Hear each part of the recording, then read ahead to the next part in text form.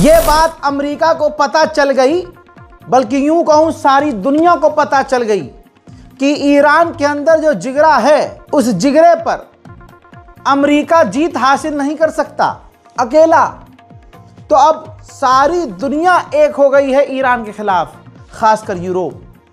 हजरात, आप हैरानी की खबर जानिए, पूरे यूरोप की फौज ईरान के खिलाफ अमेरिका के साथ हो चुकी है। पहले भी ये साथ रहा करते थे, लेकिन अलल ऐलान नहीं होते थे, लेकिन अब तो खुल्लम खुल्ला। कतर में जो अमेरिका का बेस है, जिसे अमेरिका ने कितनी तेज़ी से खाली करवाया था ईरान के डर से, ये खबर आपने सुनी होगी। लेकिन कतर के अंदर सिर्फ अमेरिका का नहीं, बरतानिया का भी बेस है। तो बताना चाहूँगा बिना समय गवाए कि ब्रिटेन ने अपना फाइटर जेट कतर के अंदर तैनात कर दिया है। मिडिल ईस्ट में ब्रिटेन ने अपनी फौज तैनात कर दी है। आप समझ रहे हैं? तो वो ईरान के स्वागत के लिए नहीं की है। ईरान की मोहब्बत में बरतानिया ने फाइटर जेट तैनात नहीं किया है अपना। ईरान के खिलाफ अमेरिका का साथ देने के लिए फाइटर जेट तैनात ब्रिटेन ने भी कर दिया है। तो दुनिया देख रही है कि एक तरफ 56 बहनें हैं जो अमेरिका इजराइल के एक इशारे पर टांग उठा के ताता थैया करते हैं, और एक तरफ अकेला ईरान है जिसको झुकाने की कोशिश पूरी दुनिया कर रही है। अल्लाह रहम करे। हजरात, इसके आगे की कहानी जान लीजिए।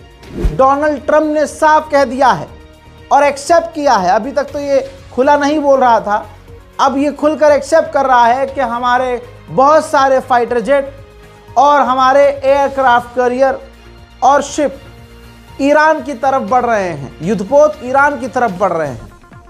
वैसे तो मैं कुछ देखना नहीं चाहता, लेकिन मैं देखूंगा कि आगे अब क्या होता है। हजरात, इस बयान का आपको मैं सबूत भी देने वाला हूं, सुनिए। You know, we have a lot of ships going that direction, just in case. We have a big flotilla going in that direction, and we'll see what happens. A big force. We have a big force going toward Iran. I'd rather not see anything happen, but we're watching them very closely. I stopped 837 hangings on Thursday. They would have been dead. Every one of them would have been hung. This is like from 1,000 years ago. This is an ancient culture. Very smart people, by the way, but it's an ancient culture.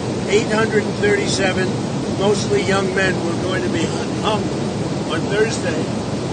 And I said, if you hang those people, you're going to be in. अब Trump खुलकर Iran को धमकी दे रहा है। अभी कुछ दिन पहले तो फट गई थी, फट के चार हो गई थी, नहीं हमने हमला नहीं करेंगे, ईरान ने अपना फैसला वापस ले लिया है, अपने लोगों को फांसी दे। अब जो है ये दिख रहा है कि इजराइल और अमेरिका को इस बात का एहसास था कि फ़िलहाल अमेरिका भी ईरान पर हमला करने के लिए तैयार नहीं है। तो ये सब बहाना बनाया गया, अब तैयारी की गई, और तैयारी वर्ल्ड वॉर के रूप में की गई है, क्योंकि पता है कि अगर ईरान को पलटवार करने का मौका भी मिला तो ईरान अमेरिका और इजराइल को इतना नुकसान पहुंचाएगा कि वो अंधा भी दूर से देख लेगा कि यहाँ किसका कितना नुकसान हुआ है। अब यहाँ पर ईरान को समझदारी ये करनी चाहिए कि जिस तरह की तैयारी अमेरिका कर रहा है ईरान के खिलाफ, इस बार बिस्मिल्लाह पहले ईरान को पढ़नी चाहिए। दोस्तों, आपकी स्क्रीन पर मौजूद ये कुछ डेटा है हथियारों का। ये देखिए ईरान के खिलाफ किस किस तरह के हथियार तैनात किए जा रहे हैं, या यूं कहूं ईरान के करीब पहुंचा दिए गए हैं, जिसमें कम से कम 4 से 5 एयरक्राफ्ट कैरियर।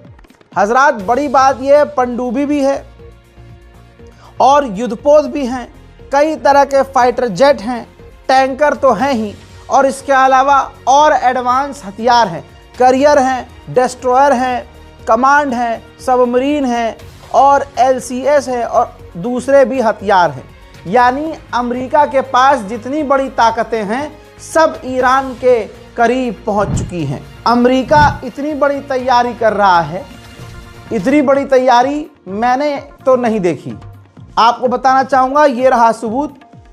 मिडिल ईस्ट के अंदर अमेरिका के और टैंकर तैनात हुए हैं। टैंकर जानते हैं ना, एक बड़ा सा जहाज होता है जो फाइटर जेट को उड़ते उड़ते ही रिफ्यूल कर देता है, यानी ईंधन भर देता है उसमें। तो उसको लैंड करके कहीं आपकी भाषा में पेट्रोल डीजल भरने की ज़रूरत नहीं होती है, हवा से हवा में ही जो है ईंधन भर देते हैं। और अमेरिका ने पूरे मिडिल ईस्ट में हर जगह ये टैंकर तैनात कर दिए हैं कि अमेरिका जब चाहे, जहां चाहे, जिधर से चाहे उसके फाइटर जेट ईरान पर जाकर हमला करें, और अगर ईंधन ख़त्म हो तो वहीं से नीचे मान लीजिए कतर में, उधर बहरीन में, उधर कुवैत में, कहीं भी सब पास में जो भी देश होगा जहां अमेरिका का टैंकर तैनात होगा, वो फ़ौरन टैंकर हवा में उड़ेगा और उस फाइटर जेट को, अमेरिकी फाइटर जेट को रिफ्यूल कर देगा।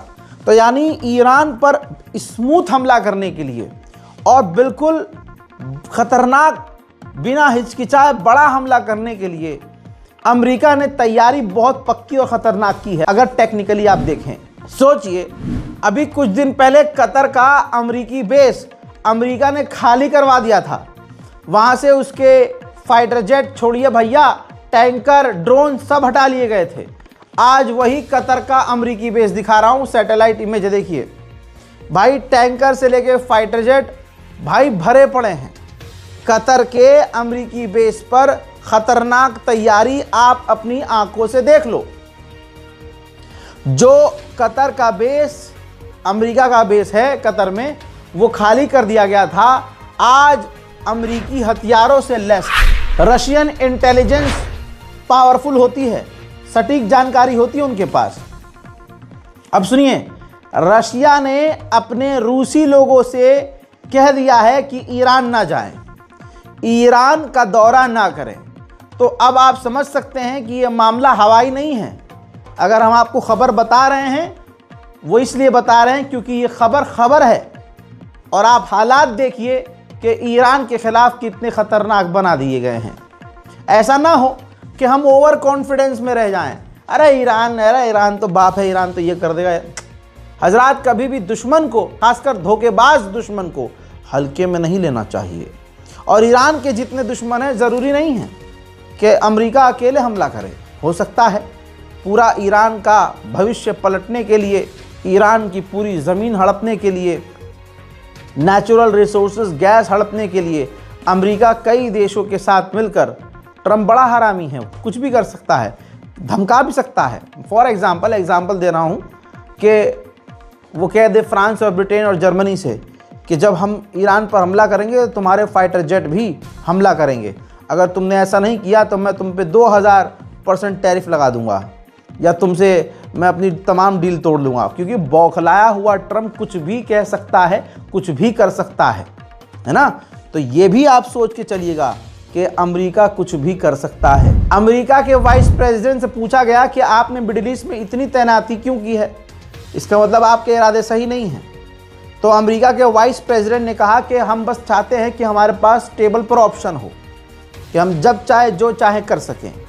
हमें उम्मीद है कि ईरान कोई गलती नहीं करेगा। नेतन्याहू ने अभी कुछ दिन पहले ईरान पर हमला खुद ट्रम्प से कहकर रुकवाया था कि इस वक्त हम यानी इजराइल ईरान का हमला झेलने को तैयार नहीं है।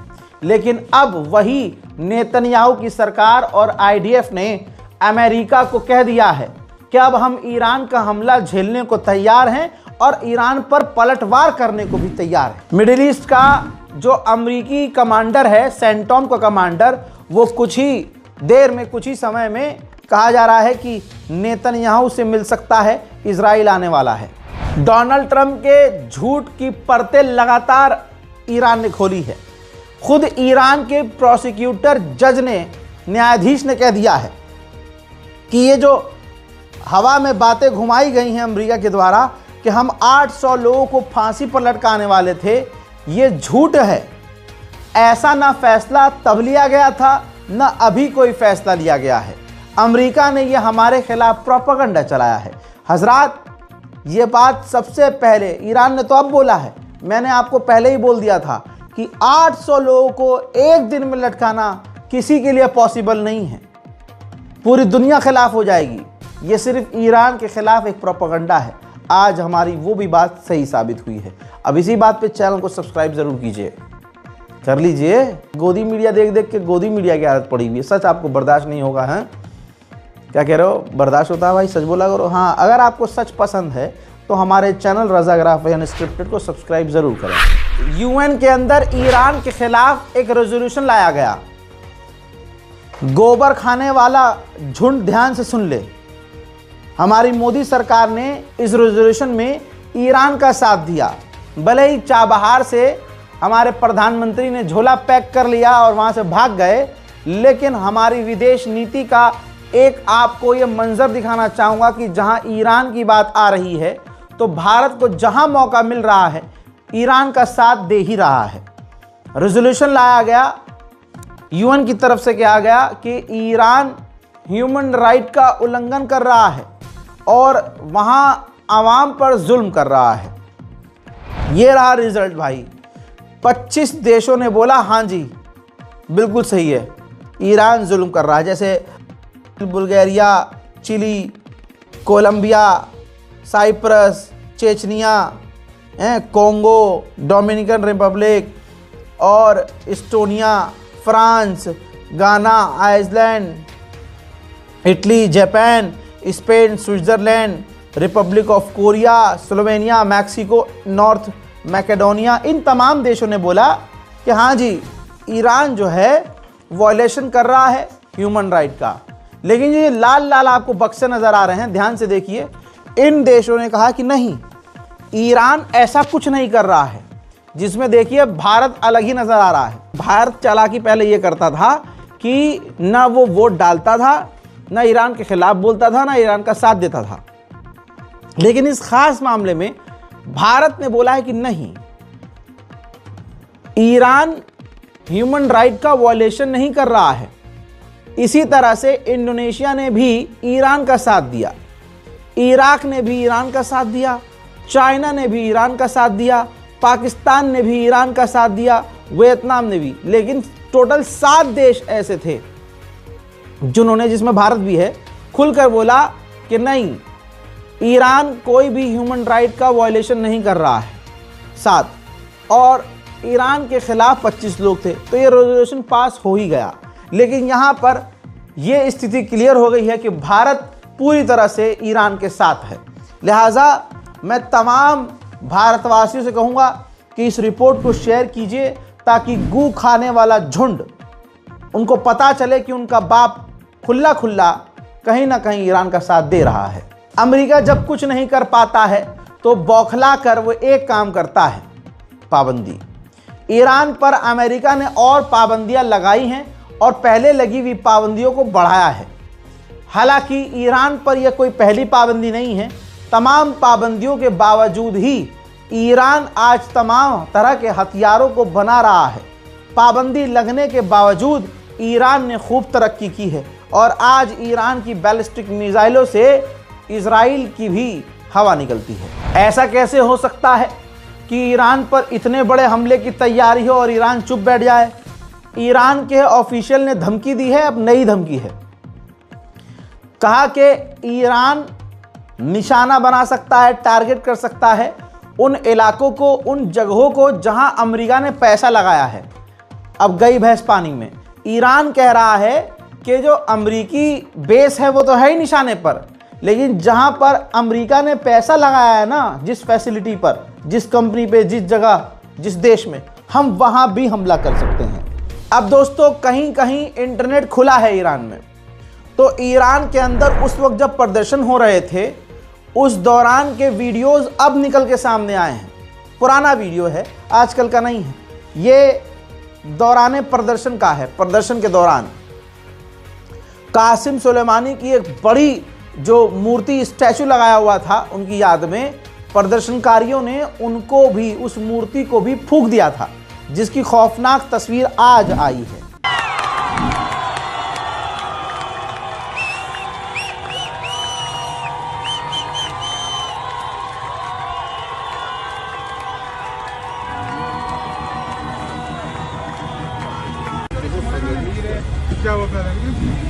उधर ईरान ने अपने स्टेट मीडिया टीवी IRIB के जरिए एक और खतरनाक फुटेज जारी किया है, जिसमें दुनिया का कोई भी ईमानदार व्यक्ति ये नहीं कह सकता कि ये प्रदर्शनकारी हैं। हजरात, सिविलियंस की गाड़ियों को तोड़ते हुए नजर आए, सिविलियंस को पीटते हुए नजर आए, बाइकर्स हो, गाड़ियां हो, आसपास के मोहल्ले में मौजूद मकान हो, सब पर हमला करते हुए ये भीड़ नजर आ रही है। प्रदर्शन के दौरान मैंने एक बहुत बड़ा खुलासा किया था। मैंने आपको ये भी बताया था कि अमेरिका और इजराइल एक एक प्रदर्शनकारी को $100 दे रहे हैं पर डे, यानी 80 से 90 हज़ार रुपया INR पर डे।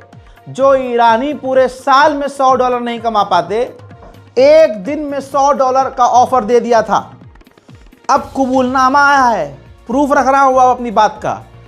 ईरान का प्रदर्शनकारी एक्सेप्ट कर रहा है कि ईरान में जगह जगह आग लगाने और दंगा भड़काने, उत्पात मचाने के लिए मुझे $100 पर डे के लिए ऑफर किया गया था। حسین از شهرستان ملایر تو این استا کلیپا اختشاشو میدیدیم، حالمون خراب میشد.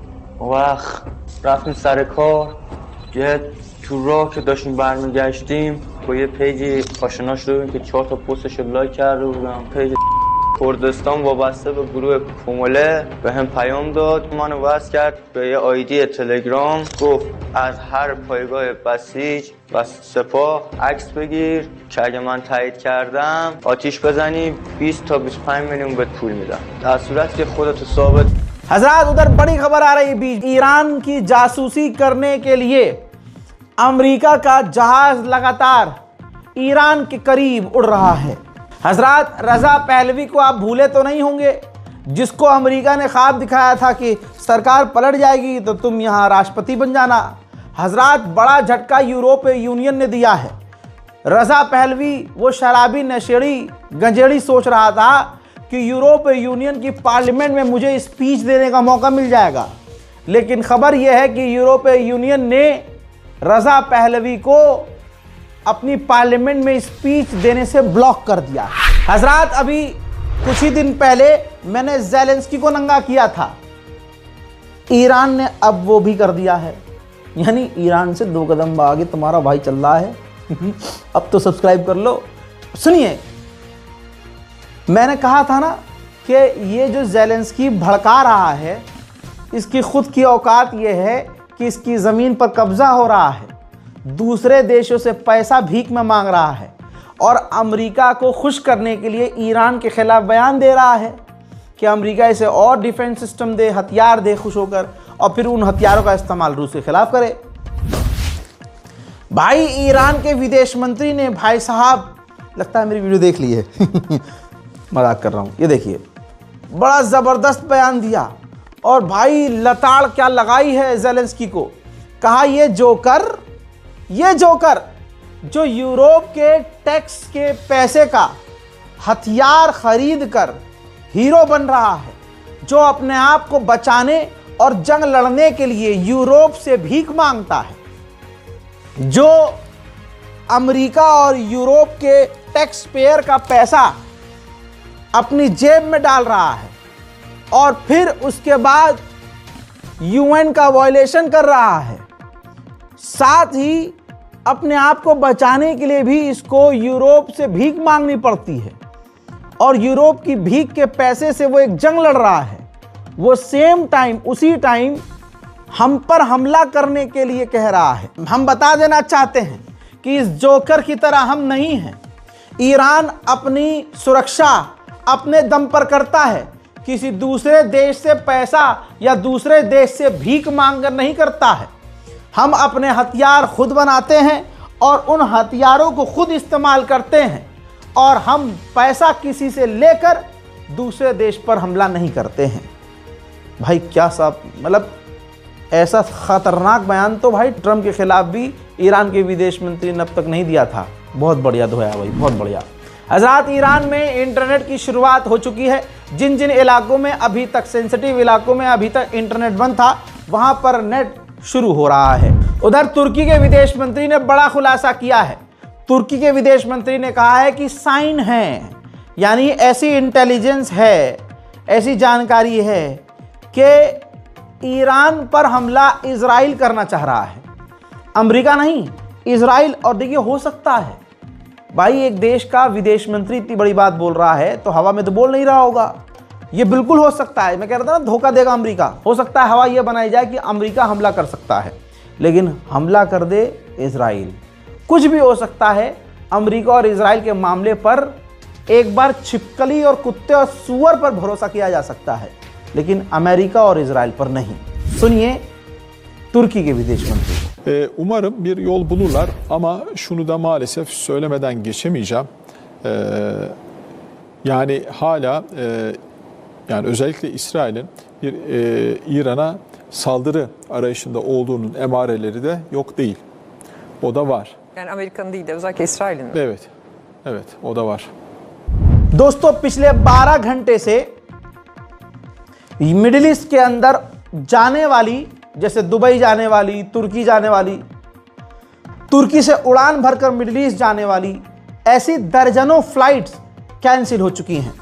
ये छोटी छोटी वो बातें हैं जो हमारे लिए सुनने में छोटी हैं, लेकिन ये इशारा करती हैं कि इलाके में हमले की संभावना है। हजरात, आप इस पूरे ईरान रिपोर्ट पर क्या कहना चाहते हैं? ईरान के मामले में आपकी क्या राय है? नीचे कमेंट ज़रूर कीजिएगा। इस रिपोर्ट को शेयर कीजिए, अपनी दुआओं में मुझे याद रखिए और चैनल को सब्सक्राइब कीजिए। फिलहाल के लिए इस रिपोर्ट में इतना ही। वस्सलाम।